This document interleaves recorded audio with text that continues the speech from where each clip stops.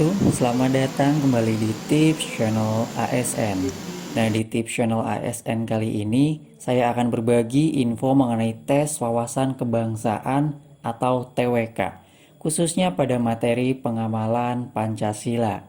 Nah, di sini saya sendiri merupakan guru mapel dari PPKN. Dan jika kalian punya pertanyaan atau request materi, silakan tulis di kolom komentar di bawah ini.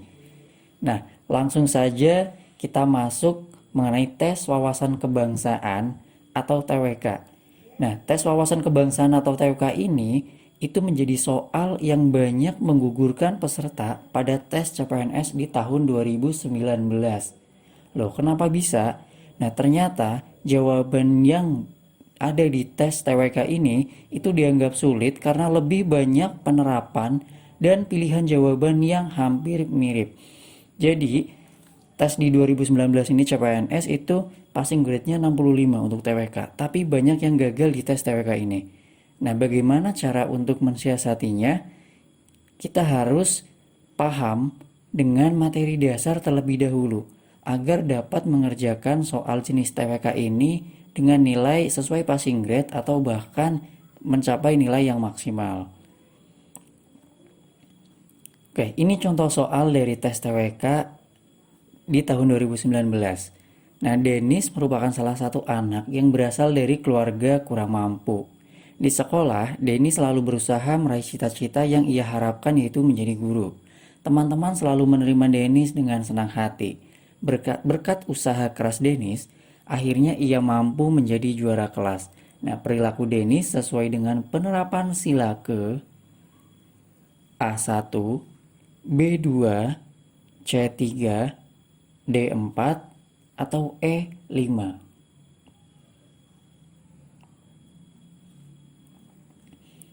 Nah, jawaban yang paling tepat adalah E yang kelima, yaitu keadilan sosial bagi seluruh rakyat Indonesia.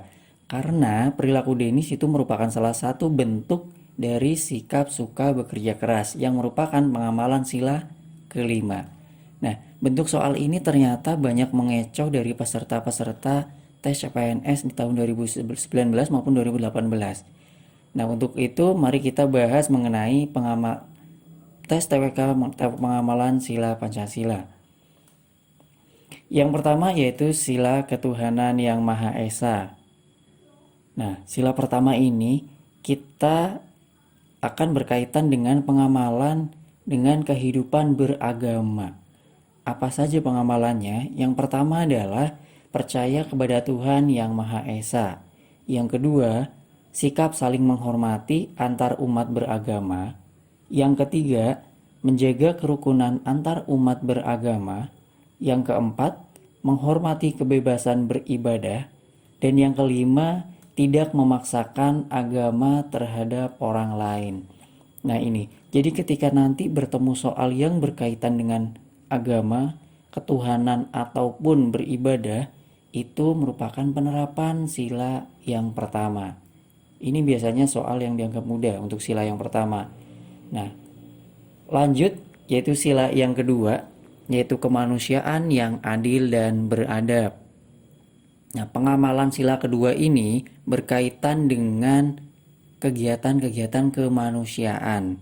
Apa saja? Bentuk yang pertama adalah saling menjunjung harkat dan martabat manusia. Yang kedua, mengakui persamaan derajat.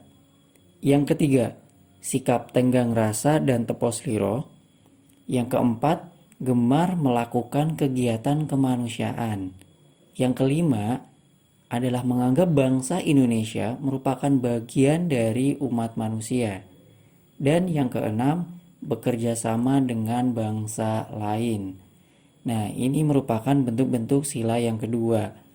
Ingat di sini ada gemar melakukan kegiatan kemanusiaan, misalnya melakukan penggalangan dana untuk bencana alam. Nah, itu bentuknya.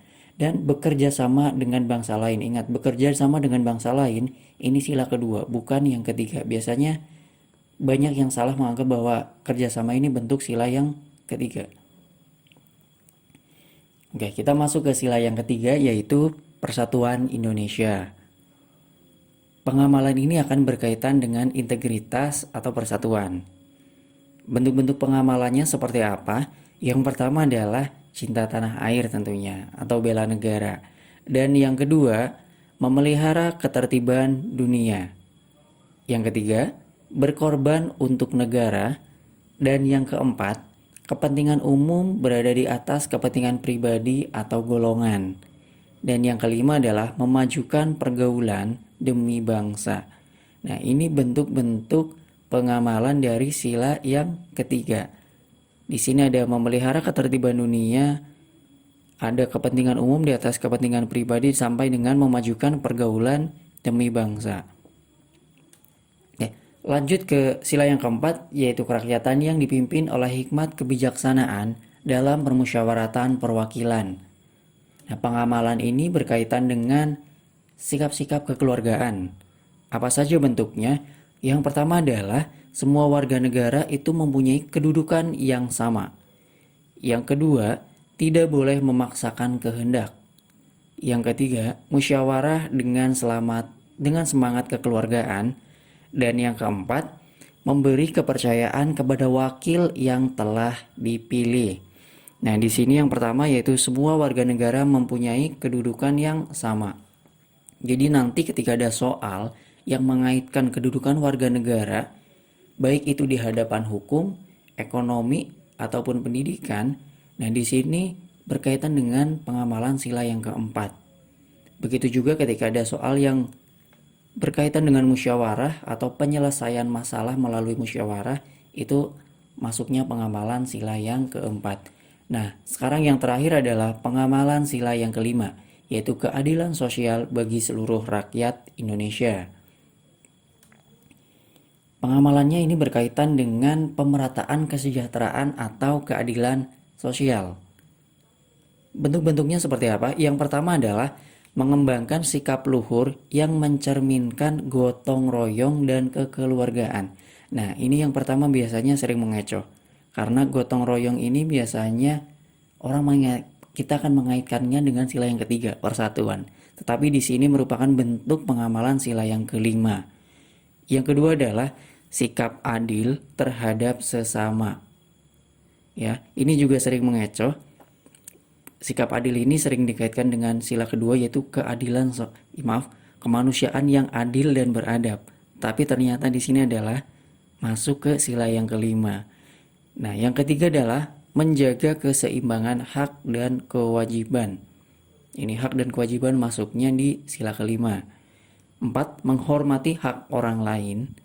Nah, 5 ini suka bekerja keras merupakan bentuk dari pengamalan sila kelima. Dan yang terakhir adalah suka melakukan kegiatan untuk kesejahteraan sosial. Berbeda dengan sila yang kedua tadi, yang sila kedua adalah suka melakukan kegiatan untuk kemanusiaan, dan yang kelima ini adalah untuk kesejahteraan sosial. Tujuannya berbeda di situ. Jadi perlu teliti membaca dan memahami tujuan soal. Itu diarahkan kemana. Nah, itu tadi merupakan bentuk-bentuk pengamalan dari sila-sila Pancasila. Nah, jika kalian mempunyai pertanyaan